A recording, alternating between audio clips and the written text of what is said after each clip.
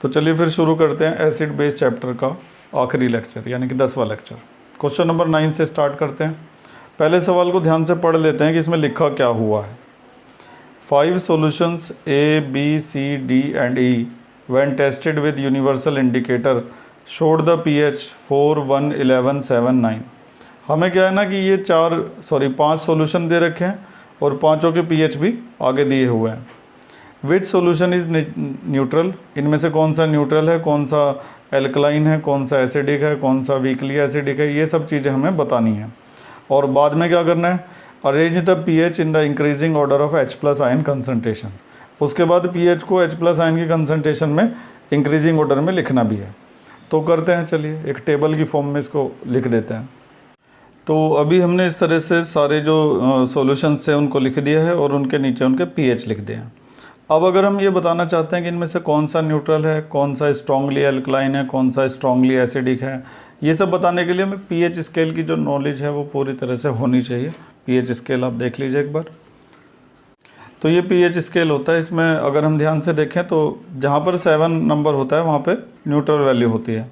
7 से नीचे की तरफ जाते हैं तो एसिडिक नेचर बढ़ता है, 7 से जब 0 की तरफ चलते हैं, और 7 से ऊपर चलते हैं 14 की तरफ को तो बेसिक नेचर बढ़ता चला जाता है।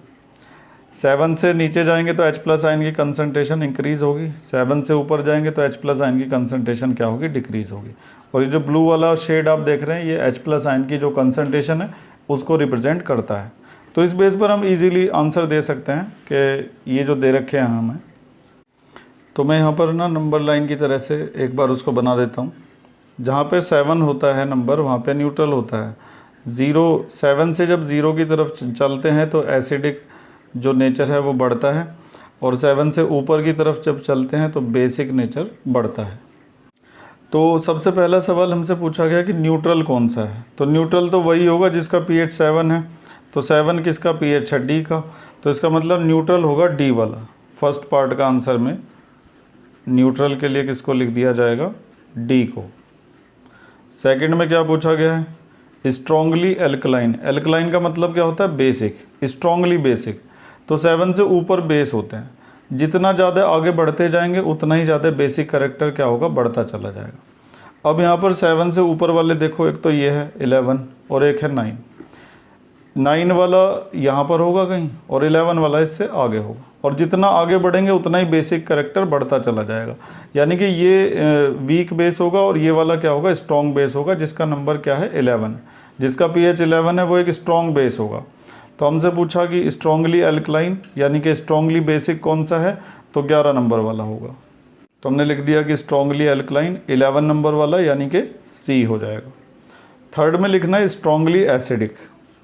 तो एसिडिक के बारे में भी हम जानते हैं कि जैसे जैसे हम 7 से नीचे की तरफ जाएंगे एसिडिक नेचर बढ़ता चला जाएगा, यानी कि pH जितना कम होता चला जाएगा उतना ही स्ट्रॉन्ग एसिड बनता चला जाएगा। तो स्ट्रॉन्गली एसिडिक हमें बताना है। तो 7 से नीचे वाले देखो कौन कौन से हैं। एक तो ये है 4 वाला और एक ये 1 वाला है। तो 4 वाला यहाँ पे कहीं पड़ेगा और 1 वाला इधर पड़ेगा कहीं। तो जितना नीचे जाएंगे उतना ही स्ट्रॉन्ग एसिड होगा। तो 1 वाला जो है वो 4 वाले से ज़्यादा स्ट्रॉन्ग होगा। तो 1 वाला कौन है, B। तो B हो जाएगा स्ट्रॉन्गली एसिडिक। इसके बाद पूछा वीकली एसिडिक। जब 1 वाला स्ट्रॉन्ग एसिड है तो 4 वाला क्या होगा, वीक एसिड होगा। और 4 वाला कौन है, A। 7 से नीचे सारे एसिड हैं, ये स्ट्रॉन्ग एसिड है, ये वीक एसिड है। तो 4 नंबर किसका था, A का, तो A को लिख दिया वीक एसिड। और सबसे लास्ट में पूछा है 5वें में वीकली एल्कलाइन। वीकली एल्कलाइन मतलब वीकली बेसिक। तो अभी हमने समझा था कि 7 से ऊपर वाले बेस होते हैं और जितना ऊपर को जाओगे उतना ही बेसिक नेचर बढ़ता चला जाएगा। ये स्ट्रॉन्ग बेस है, ये वीक बेस है। तो 9 नंबर वाला वीक बेस कहलाएगा। 9 नंबर किसका है, E का। तो वीकली एल्कलाइन यानी कि वीकली बेसिक। तो इस तरीके से एक आसान सवाल का जवाब हमने बड़ी आसानी से दे दिया। उम्मीद है कि आप इसको समझ गए होंगे। इसी तरह से ध्यान से समझते रहिए। बढ़ते हैं आगे, अगले सवाल को देखते हैं। लेकिन आगे बढ़ने से पहले हमसे एक और सवाल यहाँ पे पूछा गया था कि arrange the pH in increasing order of H+ ion concentration. H+ ion के इंक्रीजिंग ऑर्डर में हमें इन pH को अरेंज करना है। तो अभी हमने एक डायग्राम देखा था बुक में कि जैसे जैसे हम 14 से 0 की तरफ बढ़ते हैं तो H प्लस आयन की कंसंट्रेशन बढ़ जाती है। एक बार फिर आप उस डायग्राम को देखिए, ये वो डायग्राम है। जैसे जैसे हम 14 से नीचे की तरफ आएंगे H प्लस आयन की कंसंट्रेशन क्या होगी, बढ़ेगी। तो pH जैसे जैसे कम होता चला जाएगा H प्लस आयन की कंसंट्रेशन बढ़ती चली जाएगी। तो कैसे हम pH को H प्लस आयन की increasing order, H plus ion की कंसंट्रेशन के इंक्रीजिंग ऑर्डर में लिख सकते हैं, देखिएगा ध्यान से। तो सबसे कम pH उसी का होगा, सबसे कम H प्लस आयन उसी के अंदर होंगे जिसका pH सबसे ज़्यादा है। तो ये 11 वाला आएगा सबसे पहले, इसके बाद आएगा 9 वाला, इसके बाद आएगा, और मुझे ना साइन ऐसे लगाना था क्योंकि हम H प्लस आयन के इंक्रीजिंग ऑर्डर में कंसंट्रेशन लिख रहे हैं, तो इंक्रीज़ होता जा रहा है उधर को H प्लस आयन। इसके बाद 7 आएगा, उसके बाद जो है 4 आएगा, और उसके बाद कौन आएगा, 1 वाला आएगा। ठीक है, 11 किसका pH है, C का, और 9 किसका pH है, E का, 7 किसका pH है, D का, और फिर क्या आएगा, A आएगा, और उसके बाद क्या आएगा, B आएगा। तो जैसे जैसे pH कम होता जाता है वैसे वैसे H प्लस आयन की जो कंसंट्रेशन है वो क्या हो जाती है, इंक्रीज़ हो जाती है। तो आखिरी सवाल का जवाब भी हमने दे दिया है। तो हमें पता होना चाहिए कि जैसे pH कम होगा वैसे वैसे H प्लस आयन की कंसंट्रेशन इंक्रीज़ होगी। इसके बजाय अगर एग्जाम में ये पूछ लिया जाए कि OH माइनस आयन के इंक्रीजिंग ऑर्डर में लिखो, तो फिर ये उल्टा हो जाएगा, फिर पहले 1 आएगा यहाँ पर, फिर 4 आएगा, उस तरीके से होगा। चलिए आगे बढ़ते हैं। चलिए खैर, तो इसके बाद एक और इम्पोर्टेंट सवाल है हमारे सामने। Equal length of magnesium ribbon are taken in test tube A and test tube B. 2 test tube हैं ए और बी, उनके अंदर मैग्नीशियम रिबन रखे गए हैं इक्वल लेंथ के। तो हमने यहाँ पर 2 टेस्ट ट्यूब ए और बी ले ली हैं और उनके अंदर बराबर लंबाई के मैग्नीशियम रिबन रख दिए हैं। मैग्नीशियम का सिंबल Mg होता है, आप पहले से ही जानते होंगे। हाइड्रोक्लोरिक एसिड यानी कि HCl is added to test tube A while acetic acid का फॉर्मूला होता है, चलो अभी बताऊँगा, is added to test tube B. Test tube B में तो एसिटिक एसिड डलेगा और टेस्ट ट्यूब ए में डलेगा हाइड्रोक्लोरिक एसिड। तो इस तरह से मैंने दोनों टेस्ट ट्यूब के अंदर एसिड डाल दिया है। पहले वाली जो टेस्ट ट्यूब है ए, उसके अंदर डाला है हाइड्रोक्लोरिक एसिड यानी कि HCl। दूसरी टेस्ट ट्यूब में डाला गया है एसिटिक एसिड। तो एसिटिक एसिड का फॉर्मूला होता है CH3COOH। तो एक के अंदर हाइड्रोक्लोरिक एसिड है और दूसरे के अंदर क्या है, एसिटिक एसिड। आपको ये पता होना चाहिए कि HCl एक स्ट्रॉन्ग एसिड होता है और एसिटिक एसिड जो है वो एक वीक एसिड होता है। Amount and concentration taken for both acids are same. दोनों एसिड बराबर मात्रा में लिए गए हैं, बराबर कंसंट्रेशन के लिए गए हैं। In which test tube will the fizzing occur more vigorously and why. कौन सी टेस्ट ट्यूब में ज़्यादा तेज़ी से फिजिंग होगी और क्यों होगी। फिजिंग का मतलब होता है हिंदी में बुदबुदाहट, यानी कि आप ऐसे समझ सकते हैं किस टेस्ट ट्यूब में ज़्यादा फास्ट रिएक्शन होगी और क्यों होगी। देखिए, हम आसानी से बता सकते हैं कि क्योंकि यहाँ पर स्ट्रॉन्ग एसिड है, वहाँ पे वीक एसिड है, तो स्ट्रॉन्ग एसिड जो है वो ज़्यादा तेज़ी से रिएक्शन करेगा, इसलिए हम कह सकते हैं कि टेस्ट ट्यूब ए में फास्ट रिएक्शन होगी। सवाल को एक बार फिर से समझते हैं।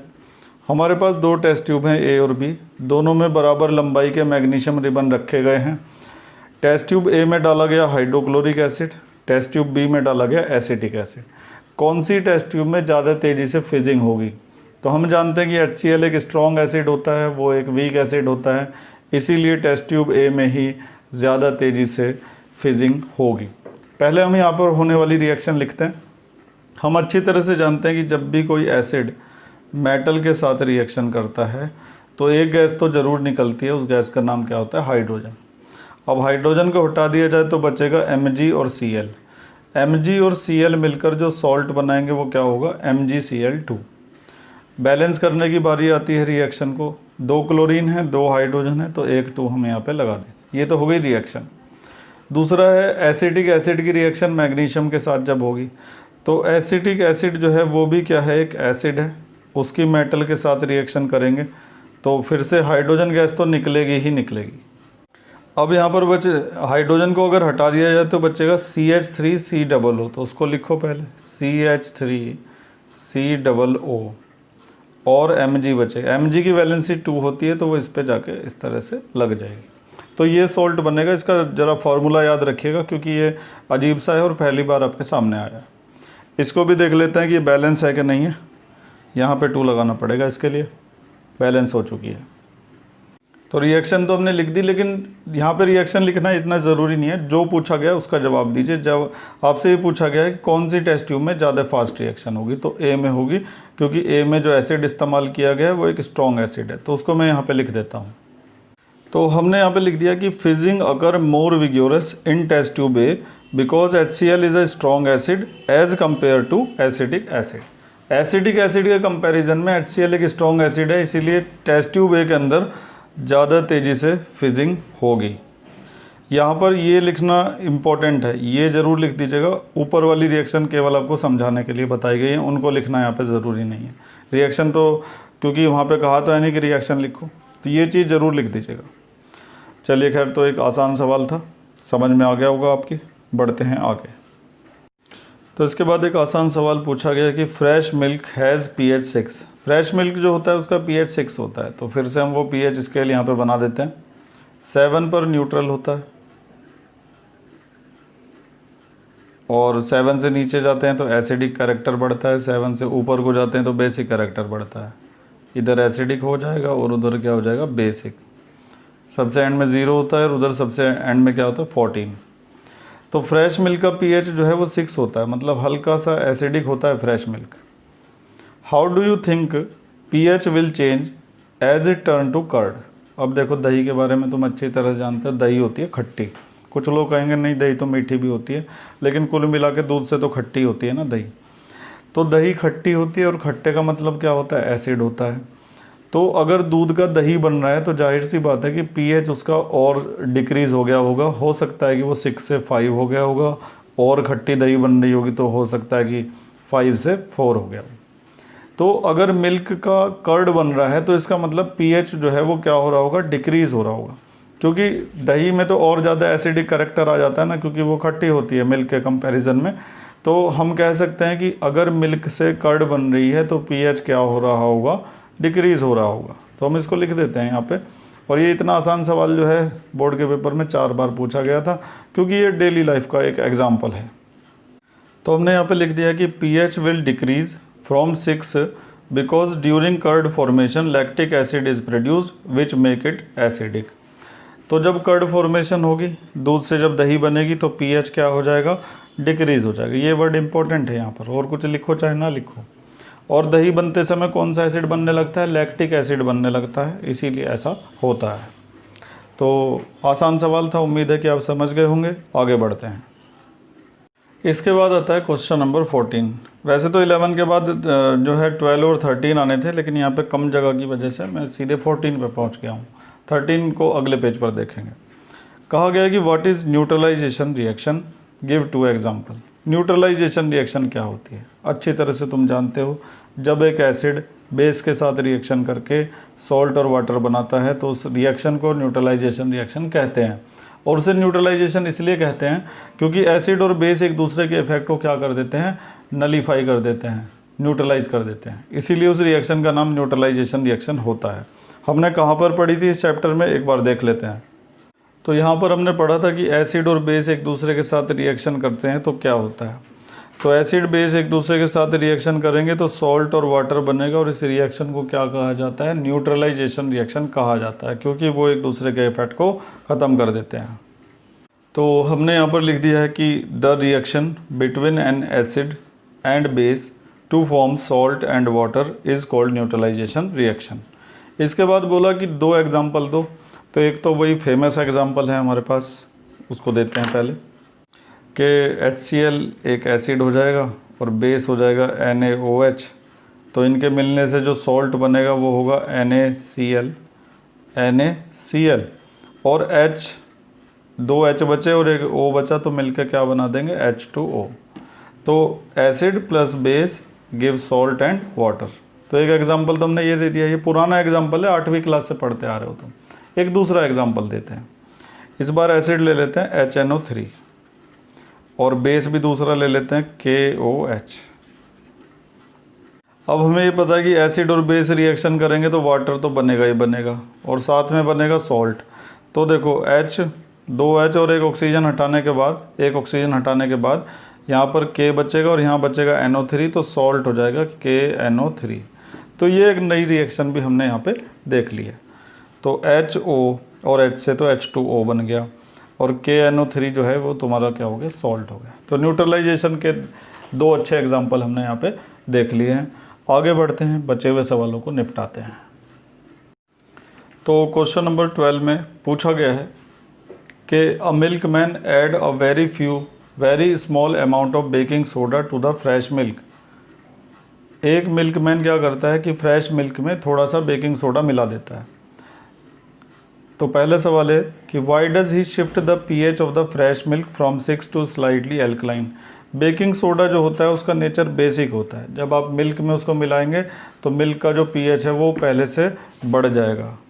देखिए आप अच्छी तरह से जानते हैं कि 7 पर न्यूट्रल होता है, 7 से नीचे जो है वो एसिडिक होता है और 7 से ऊपर की तरफ क्या होता है, बेसिक, एसिडिक और बेसिक। ये आप अच्छी तरह से जानते हैं pH के बारे में। तो फ्रेश मिल्क का pH 6 होता है। अगर वो बेकिंग सोडा मिलाएगा तो pH बढ़कर हो सकता है 7 तक चला जाए या हो सकता है उससे भी थोड़ा सा ऊपर तक चला जाए, जैसे कि 7.5 तक चला जाए। तो मिल्कमैन ऐसा क्यों करता है, वो मिल्क में बेकिंग सोडा मिलाकर उसके pH को क्यों बढ़ा देता है? वो ऐसा इसलिए करता है क्योंकि अभी उसने दूध निकाला, वो दूध को सप्लाई करना होगा। तो दूध को सप्लाई करने में क्या होगा कि काफ़ी टाइम लग सकता है, 2 घंटे 3 घंटे। तो ऐसा ना हो कि कहीं दूध का pH घटते घटते 6 से नीचे चला जाए, 5 हो जाए और वो दही बन जाए या फिर वो ख़राब हो जाए। तो वो दूध के pH को घटने का जो टाइम है उसको क्या कर देता है, वो इंक्रीज़ कर देता है जब वो उसमें बेकिंग सोडा मिला देता है। बेकिंग सोडा मिलाने से pH बढ़ जाएगा। अब pH को घटने में क्या होगा कि पहले से ज़्यादा टाइम लगेगा। तो इससे क्या है कि मिल्कमैन इतने में क्या होगा कि पूरे लोकेलिटी में मिल्क को सप्लाई कर देगा। इसीलिए मिल्कमैन क्या करता है, मिल्क में बेकिंग सोडा मिला देता है ताकि दूध से दही बनने का या दूध के ख़राब होने का जो टाइम है वो क्या हो जाए, बढ़ जाए। दूध को ख़राब होने में फिर ज़्यादा टाइम लगेगा। या दूसरे शब्दों में ये कहें कि दूध जब तक ख़राब होगा तब तक वो पूरे एरिया में उसको सप्लाई कर चुका होगा। उसके बाद लोग उसको बॉईल कर लेंगे और बॉईल करके फिर वो लंबे समय तक चल पाएगा। तो हमने इसके आंसर में लिख दिया है कि because alkaline medium does not allow the milk to turn sour यानी कि कर्ड ईजीली। अगर आप उसको एल्कलाइन बना देंगे, बेकिंग सोडा मिला के मिल्क को आपने एल्कलाइन बना दिया, तो अब एल्कलाइन को यानी कि बेस को खट्टा होने में या एसिड बनने में टाइम क्या होगा, ज़्यादा लगेगा। वो आसानी से दही नहीं बन पाएगा और जब तक वो बनेगा या खट्टा होगा तब तक वो सप्लाई हो चुका होगा सारे में और फिर लोग उसको आराम से फिर इस्तेमाल कर पाएंगे। तो दूध को ख़राब होने से बचाने के लिए वो ऐसा करता है। इसके बाद दूसरा सवाल पूछा गया कि what do you expect to observe when milk comes to boil. जब इस दूध को बॉईल करने के लिए लाया जाएगा, मिल्कमैन जो दूध आपके पास लेकर आया है जिसमें बेकिंग सोडा मिला हुआ है पहले से ही, तो जब आप उसे बॉईल करेंगे तो क्या होगा। हम अच्छी तरह से बेकिंग सोडा की एक रिएक्शन जानते हैं, पहले आप उस रिएक्शन को देखिए। तो ये वो रिएक्शन है जो मैं आपको बता रहा था अभी कि बेकिंग सोडा जो होता है जब भी उसको हीट किया जाता है तो हमेशा एक गैस निकलती है जिसको कहते हैं कार्बन डाइऑक्साइड गैस। तो क्योंकि जो मिल्क हम बॉईल कर रहे हैं उस समय इसके अंदर क्या मिला हुआ है, बेकिंग सोडा। तो अगर बेकिंग सोडा हीट होगा तो कार्बन डाइऑक्साइड गैस निकलेगी। उसकी वजह से क्या होगा कि उस मिल्क के अंदर हमें काफ़ी सारे झाग बनते हुए दिखाई देंगे। वो झाग किसकी वजह से बनेंगे, कार्बन डाइऑक्साइड की वजह से। तो हमने यहाँ पे लिख दिया कि when milk is about to boil, जब दूध उबलने ही वाला होगा, there must be more effervescence due to the presence of the baking soda. तो बेकिंग सोडा की प्रेजेंस की वजह से वहाँ पे काफ़ी इफरवेसेंस होगी, बुदबुदाहट सी होगी, बबल्स निकलेंगे, दूध के अंदर ज़्यादा झाग बनते हुए हमें दिखाई देंगे। तो यहाँ पर ऐसा इसीलिए हो रहा है क्योंकि यहाँ पे गैस निकलेगी कार्बन डाइऑक्साइड, क्योंकि जब भी बेकिंग सोडा हीट होता है तो कार्बन डाइऑक्साइड गैस निकलती है, उसी की वजह से ऐसा आपको देखने को मिलेगा। करते हैं इसके बाद थर्ड पार्ट। तीसरे में हमसे ये पूछा है कि why does this milk take a longer time to set as curd. जिस मिल्क में बेकिंग सोडा मिला दिया गया है उसको दही बनने में ज़्यादा समय क्यों लगता है। तो देखिए मिल्क का pH 6 होता है, उसमें बेकिंग सोडा मिलाकर आपने pH बढ़ा दिया। अब pH को घटने में टाइम तो लगेगा ही। अगर आपने बेकिंग सोडा मिलाकर pH को बढ़ा दिया है तो मिल्क बन चुका है एल्कलाइन। अब एल्कलाइन को एसिडिक बनने में, क्योंकि दही बनेगा तो एसिडिक तो बनना ही पड़ेगा ना उसको, तो एल्कलाइन को एसिडिक बनने में टाइम जो है वो ज़्यादा लगेगा। ऐसा बेकिंग सोडा की वजह से हुआ है, क्योंकि बेकिंग सोडा ने मिल्क को क्या बना दिया है, एल्कलाइन बना दिया है। तो लिखते हैं उसके बारे में।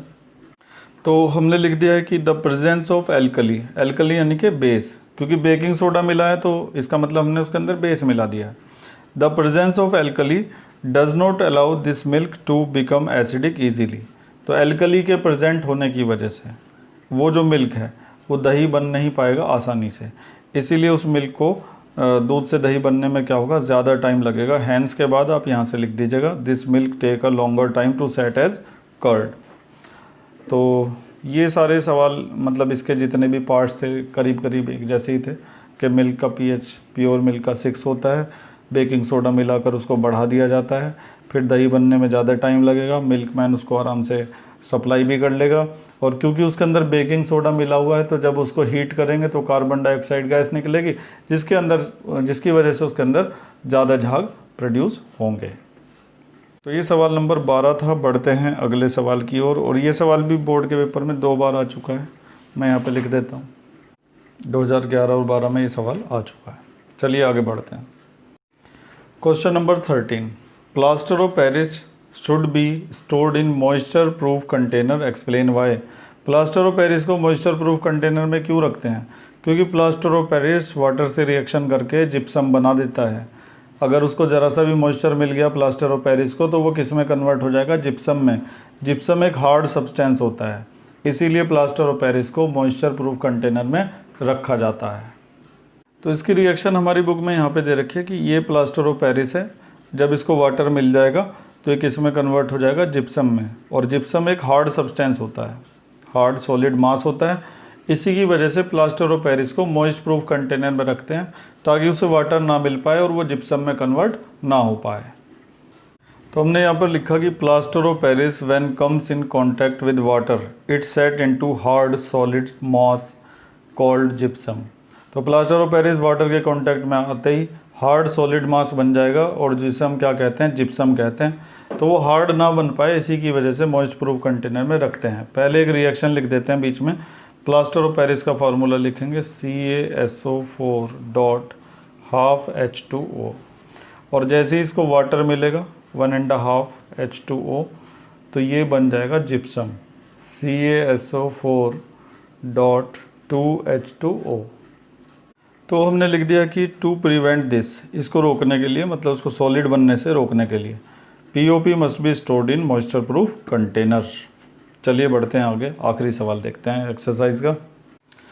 तो ये है एक्सरसाइज का 15 question. Give 2 important uses of washing soda and baking soda. Washing soda के और बेकिंग सोडा के इम्पोर्टेंट यूज़ बताने हैं 2। किसी के भी यूज़ पूछ सकते हैं, तो उनसे ब्लीचिंग पाउडर के यूज़ भी पूछ सकते हैं। तो ये सारे यूजेस हमारी किताब में दिए हुए हैं। तो सबसे पहले तो बेकिंग सोडा के यूज़ हमारी बुक में पेज 31 पे लिखे हैं। Uses of sodium hydrogen carbonate यानी कि बेकिंग सोडा। सबसे पहले तो इससे क्या बनाया जाता है, बेकिंग पाउडर बनाया जाता है। कैसे बनाया जाता है, बेकिंग सोडा में एसिड मिलाकर बेकिंग पाउडर तैयार हो जाता है। इसके अलावा एंटासिड की तरह से भी इसका इस्तेमाल होता है। इसके अलावा सोडा एसिड फायर एक्सटिंग्विशर में भी इसका इस्तेमाल होता है, जो आपको पहले बताया गया था और बुक में सबसे लास्ट में उसके बारे में दिया भी है। सोडा एसिड फायर एक्सटिंग्विशर ये होता है, ठीक है। इसके बारे में आपको बताया जा चुका है कैसे बनता है। इसके अलावा ब्रेड बनाने में, केक बनाने में और उनको सॉफ्ट और स्पॉन्जी बनाने में भी बेकिंग सोडे का इस्तेमाल किया जाता है। इसके बाद यहाँ पर वॉशिंग सोडा के यूजेस दे रखे हैं, क्या क्या हैं। ग्लास इंडस्ट्री में, सोप इंडस्ट्री में, पेपर इंडस्ट्री में इस्तेमाल होता है और बोरेक्स बनाने में इसका इस्तेमाल होता है। क्लीनिंग एजेंट के रूप में भी इसका इस्तेमाल होता है, साफ़ सफाई के कामों में। पानी की हार्डनेस को दूर करने में भी इसका इस्तेमाल होता है। तो ये सब चीज़ें हम पहले से ही पढ़ चुके हैं। वॉशिंग सोडा, बेकिंग सोडा के यूज़ हमने पढ़ लिए। किसी के भी यूज़ एग्ज़ाम में पूछे जा सकते हैं। प्लास्टर ऑफ पेरिस का जो यूज़ है वो भी आपसे पूछा जा सकता है, कहाँ कहाँ इस्तेमाल होता है। ये सब बुक में मिल जाता है कि टॉयज़ बनाने में इस्तेमाल होता है, मटेरियल ऑफ डेकोरेशन बनाने में इस्तेमाल होता है, सरफेस को स्मूथ बनाने में इस्तेमाल होता है, हड्डियों को, टूटी हड्डियों को जोड़ने में भी इसका इस्तेमाल होता है। जब प्लास्टर करते हैं ना, उसमें इसका यूज़ करते हैं। तो इस तरीके से आपका ये चैप्टर जो है कंप्लीट हो चुका है और उम्मीद है कि इसमें बताई गई सारी बातें आपकी समझ में आ गई होंगी। अगर कुछ थोड़े थोड़े समय बाद उसको रिपीट करते रहा करें आप वीडियोस को, कुछ समय बाद बार बार देखते रहा करें अगर किसी चीज़ को भूल जाते हैं तो। अगर आपको सब पढ़ाया समझ में आता है तो लाइक करना ना भूला करें। आज बस इतना ही करेंगे, मिलेंगे नए चैप्टर में इसके बाद। Thank you.